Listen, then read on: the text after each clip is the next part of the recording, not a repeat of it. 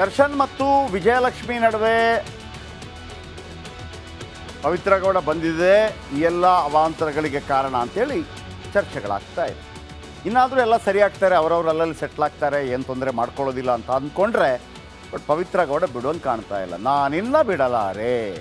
ಬಿಡುಗಡೆ ಬಳಿಕ ಸೀದಾ ದೇಗುಲಕ್ಕೆ ಹೋದ ಪವಿತ್ರ ಗೌಡ. ತಾಯಿ ತಮ್ಮನ ಜೊತೆ ಮುನೇಶ್ವರ ಸ್ವಾಮಿಗೆ ಪೂಜೆ, ಮನೆದೇವರು. ದರ್ಶನ್ ಹೆಸರಿನಲ್ಲಿ, ದರ್ಶನ್ ನಾಮಧೇಯಸ್ಯ ಅಂತ ಕೇಳ್ಬರ್ತಲ್ಲ, ನಟ ದರ್ಶನ್ ಹೆಸರಲ್ಲಿ ಪೂಜೆ ಮಾಡಿಸಿದ ಸುಬ್ಬಿ. ಇಷ್ಟೆಲ್ಲ ಆದಮೇಲೆ ಪವಿತ್ರ ಮುಂದಿನ ನಡೆ ಏನು? ಯಾಕೆಂದರೆ ವಿಜಯಲಕ್ಷ್ಮಿ ಈಗ ಟ್ರಿಗರ್ ಆಗಿ ಆಗ್ತಾರೆ ಮತ್ತೊಮ್ಮೆ. ಈಗ ದರ್ಶನ್ ಏನು ಮಾಡ್ತಾರೆ? ವಿಜಯಲಕ್ಷ್ಮಿ ಜೊತೆ ಇರ್ತಾರಾ ಅಥವಾ ಈ ಹಿಂದೆ ಇದ್ದಂಗೆ ಇರ್ತಾರಾ ಗೊತ್ತಿಲ್ಲ ಏನಾಗುತ್ತೆ ಅಂತೇಳಿ. ಹಾಗಂತ ಅವರಿಬ್ಬರು ಮದುವೆ ಆಗಿದ್ದಾರೆ ಅಂಥೇಳಿ ಅವರು ಅಫಿಷಿಯಲ್ ಆಗಿ ಒಪ್ಕೊಂಡಿಲ್ಲ. ಯಾಕಂದರೆ ಇವರ ಅರೆಸ್ಟ್ ಆದಾಗ ಯಾವಾಗ ಪೊಲೀಸ್ ಕಮಿಷನರ್ ದಯಾನಂದ್ ಅವರು ಗಂಡ ಹೆಂಡತಿ ಅಂತ ಹೇಳಿದಾಗ ಇಲ್ಲ ಅಂತ ವಿಜಯಲಕ್ಷ್ಮಿ ಅವರೇ ಹೇಳಿದರು.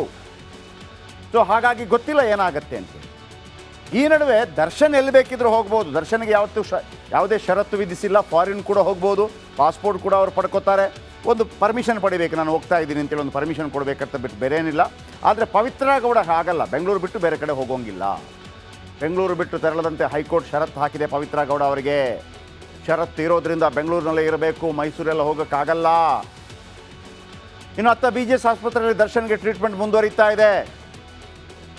ಸದ್ಯ ಕುಟುಂಬದ ಜೊತೆ ಇರೋ ನಟ ದರ್ಶನ್, ಅದು ಕೂಡ ಸಾಕಷ್ಟು ಸುದ್ದಿ ಮಾಡ್ತಾ ಇದೆ.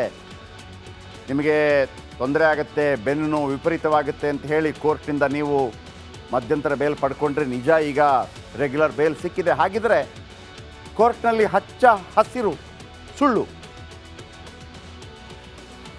ಹೇಳಿದರೆ ಅದು ಗೊತ್ತಾಗುವಂಗೆ ಹೇಳಿ ಸಾಧ್ಯನಾ? ಕಾನೂನು ಅಷ್ಟು ಈಸಿಯಾಗಿ ಬಿಟ್ಬಿಡತ್ತಾ ಅನ್ನುವಂಥ ಪ್ರಶ್ನೆಗಳು ಸಾರ್ವಜನಿಕ ವಲಯದಲ್ಲಿ ಕೇಳಿಬರ್ತಾರೆ. ಸರಿ, ಇವರು ಹೇಳಿದಂಗೆ ಬೆನ್ನು ನೋವಿದೆ ಮತ್ತು ಎಲ್ರಿಗೂ ಏನಾಯ್ತು, ಈಗ ಆಯ್ತಪ್ಪ ಬೆನ್ನು ನೋವೆಲ್ಲ ಇದ್ದಾಗ ಆಪ್ರೇಷನ್ ಮಾಡಿಸ್ಕೊಂಡು ಬನ್ನಿ. ಆಪ್ರೇಷನ್ ಮಾಡಲೇ ಇಲ್ಲ 45 ದಿವಸ. ಯಾವಾಗ ಬೇಲ್ ಮುಗಿಯುತ್ತೆ ಅವತ್ತು ಆಪ್ರೇಷನ್ದ ದಿನ ಫಿಕ್ಸ್ ಮಾಡಿದ್ರು. ಅಷ್ಟಾಗಾಗ ರೆಗ್ಯುಲರ್ ಬೇಲ್ ಸಿಕ್ಬಿಡ್ತು. ಓಕೆ, ಎಲ್ಲ ಫೈನ್. ಹಾಗಿದ್ರೆ ಆ ಬೆನ್ನು ನೋವು, ಸೊಂಟ ನೋವು ಹಿಂಗೆಲ್ಲ ಮಾಡಿದ್ದೆ ಅಲ್ಲ ನಾಟಕನ, ಆ್ಯಕ್ಟಿಂಗಾ? ಹಾಗಿದ್ರೆ ನಾಳೆ ಇನ್ನೊಬ್ಬರು ಕೂಡ ಕೊಲೆ ಕೇಸಲ್ಲಿ ಒಳಗಿದ್ದವರು ಇದೇ ಥರ ನಾಟಕ ಮಾಡ್ಬೋದು ಅಂತ ಒಂದು ಪ್ರೋಮೋ ಕೊಟ್ಟಂಗೆ ಆಗಿಲ್ವಾ ಅನ್ನುವಂಥ ಪ್ರಶ್ನೆಯನ್ನು ಸಾರ್ವಜನಿಕರು ಕೇಳ್ತಾ ಇದ್ದಾರೆ. ಹೀಗಾಗಿ ಒಂದು ಕಡೆ, ಮತ್ತೊಂದು ಕಡೆ ಆಸ್ಪತ್ರೆಯಲ್ಲಿ ಚಿಕಿತ್ಸೆ ಪಡೀತಾ ಇದ್ದಾರೆ. BGS ಅಂದರೆ ಬೆಂಗಳೂರಲ್ಲೇ ಇದ್ದಾರೆ.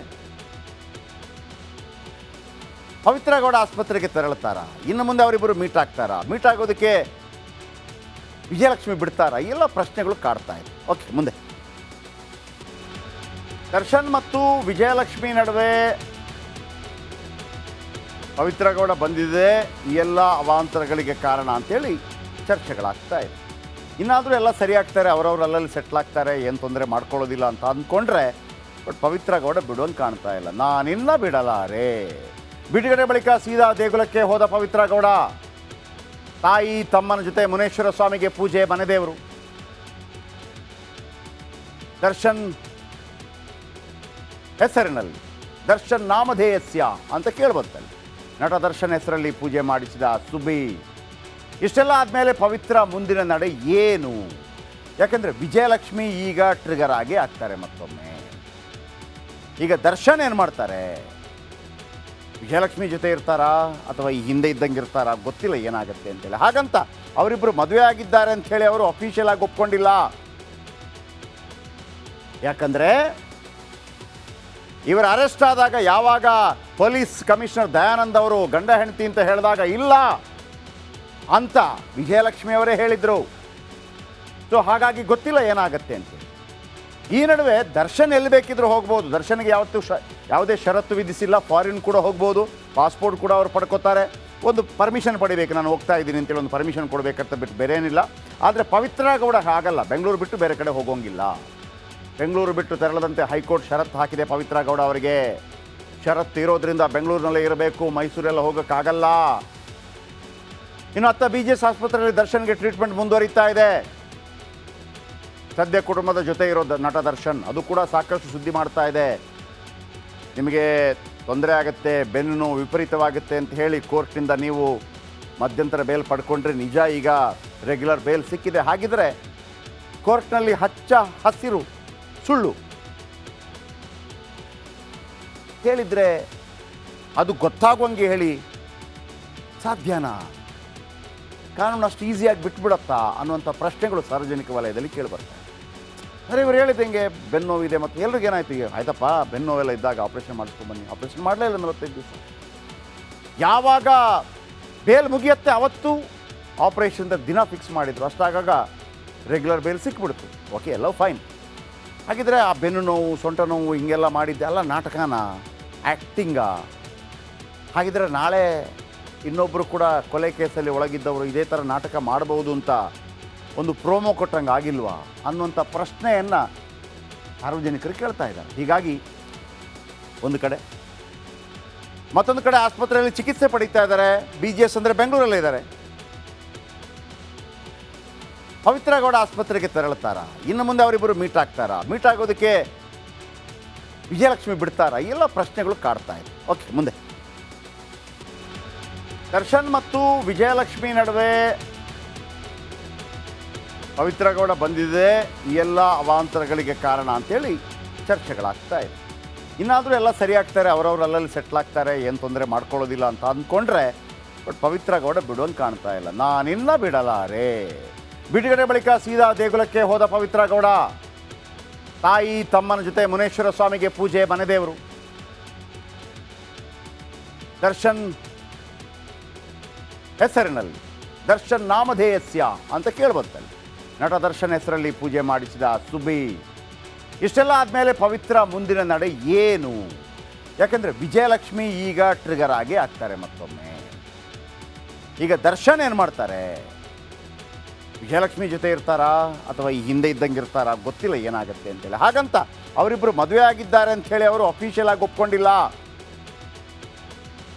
ಯಾಕಂದರೆ ಇವರು ಅರೆಸ್ಟ್ ಆದಾಗ ಯಾವಾಗ ಪೊಲೀಸ್ ಕಮಿಷನರ್ ದಯಾನಂದ್ ಅವರು ಗಂಡ ಹೆಂಡತಿ ಅಂತ ಹೇಳಿದಾಗ ಇಲ್ಲ ಅಂತ ವಿಜಯಲಕ್ಷ್ಮಿ ಅವರೇ ಹೇಳಿದರು. ಸೊ ಹಾಗಾಗಿ ಗೊತ್ತಿಲ್ಲ ಏನಾಗುತ್ತೆ ಅಂತ.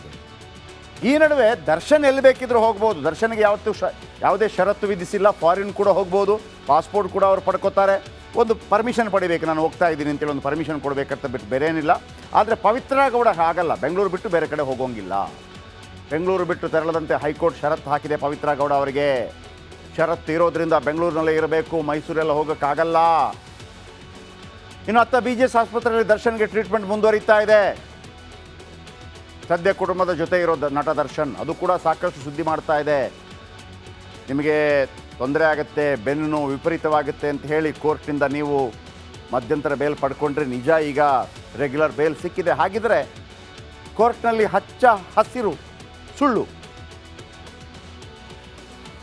ಹೇಳಿದರೆ ಅದು ಗೊತ್ತಾಗುವಂಗೆ ಹೇಳಿ ಸಾಧ್ಯನಾ? ಕಾನೂನು ಅಷ್ಟು ಈಸಿಯಾಗಿ ಬಿಟ್ಬಿಡತ್ತಾ ಅನ್ನುವಂಥ ಪ್ರಶ್ನೆಗಳು ಸಾರ್ವಜನಿಕ ವಲಯದಲ್ಲಿ ಕೇಳಿಬರ್ತವೆ. ಅರೆ ಇವರು ಹೇಳಿದಂಗೆ ಬೆನ್ನು ನೋವಿದೆ ಮತ್ತು ಎಲ್ರಿಗೂ ಏನಾಯ್ತು, ಈಗ ಆಯ್ತಪ್ಪ ಬೆನ್ನು ನೋವೆಲ್ಲ ಇದ್ದಾಗ ಆಪ್ರೇಷನ್ ಮಾಡಿಸ್ಕೊಂಡು ಬನ್ನಿ. ಆಪ್ರೇಷನ್ ಮಾಡಲೇ ಇಲ್ಲ 45 ದಿವಸ. ಯಾವಾಗ ಬೇಲ್ ಮುಗಿಯುತ್ತೆ ಅವತ್ತು ಆಪ್ರೇಷನ್ದ ದಿನ ಫಿಕ್ಸ್ ಮಾಡಿದ್ರು. ಅಷ್ಟಾಗಾಗ ರೆಗ್ಯುಲರ್ ಬೇಲ್ ಸಿಕ್ಬಿಡ್ತು. ಓಕೆ, ಎಲ್ಲ ಫೈನ್. ಹಾಗಿದ್ರೆ ಆ ಬೆನ್ನು ನೋವು, ಸೊಂಟ ನೋವು ಹಿಂಗೆಲ್ಲ ಮಾಡಿದ್ದೆ ಎಲ್ಲ ನಾಟಕನ, ಆ್ಯಕ್ಟಿಂಗಾ? ಹಾಗಿದ್ರೆ ನಾಳೆ ಇನ್ನೊಬ್ಬರು ಕೂಡ ಕೊಲೆ ಕೇಸಲ್ಲಿ ಒಳಗಿದ್ದವರು ಇದೇ ಥರ ನಾಟಕ ಮಾಡ್ಬೋದು ಅಂತ ಒಂದು ಪ್ರೋಮೋ ಕೊಟ್ಟಂಗೆ ಆಗಿಲ್ವಾ ಅನ್ನುವಂಥ ಪ್ರಶ್ನೆಯನ್ನು ಸಾರ್ವಜನಿಕರು ಕೇಳ್ತಾ ಇದ್ದಾರೆ. ಹೀಗಾಗಿ ಒಂದು ಕಡೆ, ಮತ್ತೊಂದು ಕಡೆ ಆಸ್ಪತ್ರೆಯಲ್ಲಿ ಚಿಕಿತ್ಸೆ ಪಡೀತಾ ಇದ್ದಾರೆ. BGS ಅಂದರೆ ಬೆಂಗಳೂರಲ್ಲಿ